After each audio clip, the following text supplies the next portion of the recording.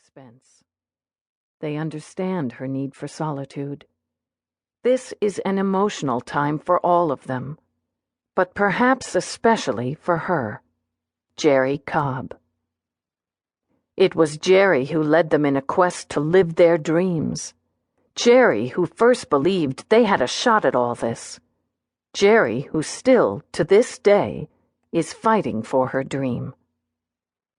Nearly 40 years earlier, it was Jerry who thought she would be exactly where Eileen Collins is right now, inside a NASA craft, about to fly into space. The crew of the STS-93 mission has been briefed. They've suited up and waved to the cameras on their walk out to the launch pad. They're on board the space shuttle, checking and rechecking their equipment, making sure all systems are go. The astronauts are ready. Lieutenant Colonel Eileen Collins is in charge. This is the first time a woman has ever been the commander of a space shuttle, has ever sat in the driver's seat.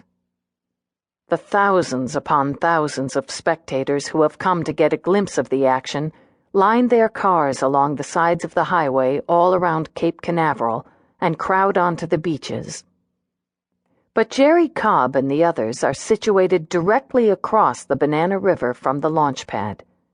This is as close as it gets. Only family and friends of the astronauts and VIP guests are invited to watch shuttle launches from this coveted spot. When Collins made her first launch, in 1995, she asked NASA to roll out the red carpet for the Mercury 13 women, and the agency agreed. They were given behind-the-scenes tours and introduced to space experts who had never heard their story.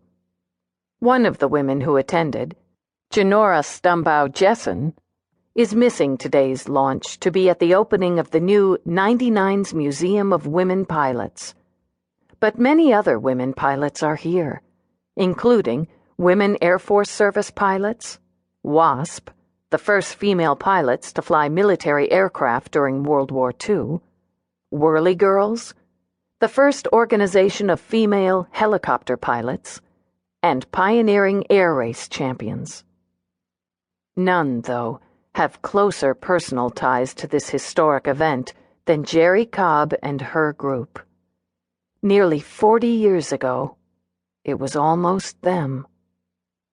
They were almost astronauts. And for a little while, that dream placed them on the same path together.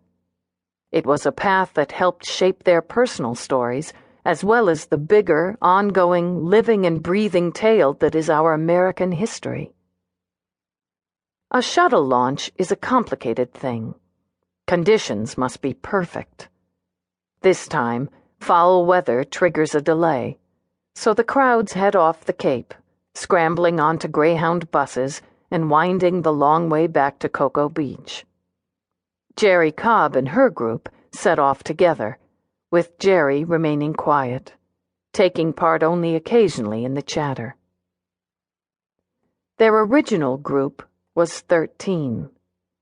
Of the 11 surviving members, 8 are gathered today.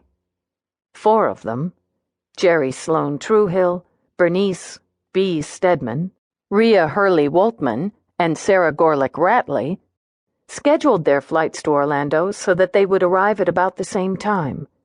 That way, they could rent a car and drive to the Cape as a posse, checking into one big motel room.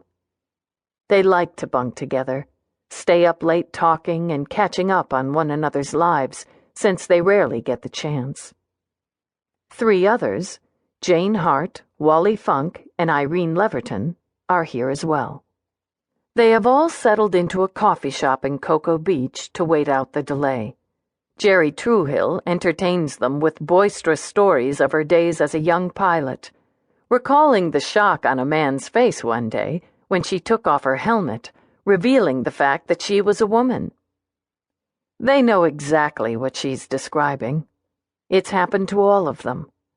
They laugh along with Jerry, caught up in her infectious guffaws. You don't have to wonder what Jerry thinks about things.